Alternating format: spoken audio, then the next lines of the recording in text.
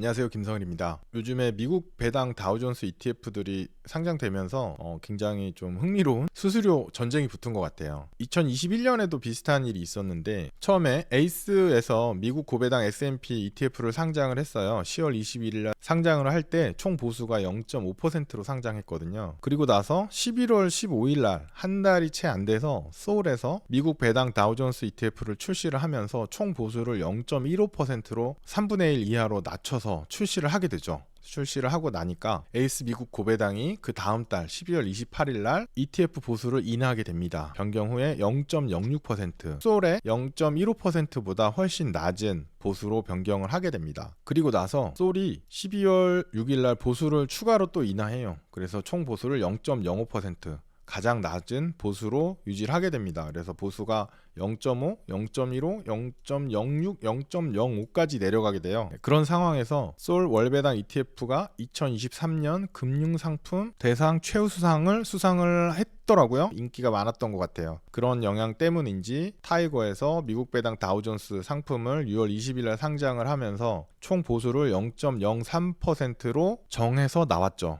그랬더니 솔에서 이에 뒤질세라 6월 22일 날 보수를 0.03%, 즉 타이거와 동일한 0.03%로 보수를 인하를 합니다. 보수 경쟁에서 밀리면 안 된다는 생각이 있었을 것 같아요. 그런데 에이스에서도 보수 경쟁에 참여를 하게 됩니다. 기존의 에이스 미국 고배당 S&P ETF에 대해서 사전 공지를 해요. 이렇게 해서 홈페이지에 변경 내역 사전 안내를 하는데 여기 보시면 일단 종목명을 기존 미국 고배당 S&P에서 미국 배당 다우존스로 바꾸게 됩니다. 그러면 이 세 개의 상품이 모두 같은 이름을 갖게 되죠. 실제로 같은 지수를 추종을 하기 때문에 같은 이름을 가지고 경쟁을 하겠다라는 것으로 보이고요. 그리고 총 보수가 기존의 0.06에서 0.01%로 낮춥니다. 그래서 동일 기초 지수를 사용하는 ETF 중에 글로벌 최저다, 이런 얘기를 하고요. 분배 주기도 기존의 분기에서 월 분배로 바꾸는 거죠.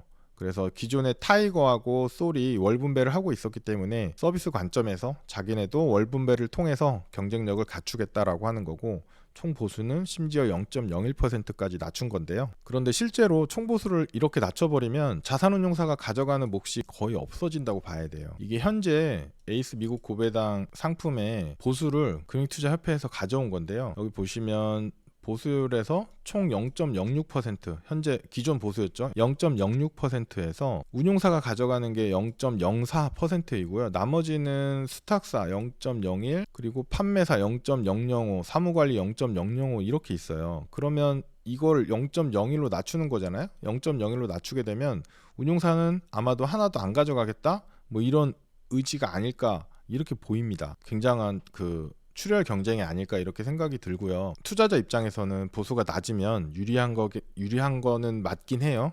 만약에 미국 배당 다우존스에 투자할 거라면 저 같으면 에이스 상품을 고를 것 같긴 해요. 왜냐면 보수가 낮아졌기 때문에. 타이거나 소울에서 이 총보수 0.01%를 따라올지 안 따라올지도 좀 궁금한 관전 포인트이긴 합니다. 그런데 저 같은 경우에는 배당 성장에 투자하기 전에 이런 것들을 좀 고민해보게 돼요. 이 그림은 뭐냐면 2001년부터 2010년 사이의 움직임이에요. 이 밑에 파란색 선이 S&P 500이고요. 그 다음 빨간색 선이 다우존스 배당 성장의 움직임이에요. 보시면 알 수 있겠지만 생각보다 성과가 그렇게 좋지 않았어요. 그때는 한국이나 중국이 오히려 성과가 더 좋았거든요. 이 기간의 수익률을 보면 S&P 500 토탈 리턴이 연 3%의 성과를 보였고, 다우존스 배당 성장이 그보다 좋은 5.2%의 수익률을 보였는데, 한국 코스피 같은 경우에 12%, 연 12% 성장이었고요. 중국도 9.1% 상승한 모습을 보였습니다. 이때 항상 좋았던 건 아니고, 여기 보시면 2008년 금융위기 때 다들 반토막 이상 주가가 빠졌어요. 중국도 마찬가지. 이런 기간을 포함해서 본 거기 때문에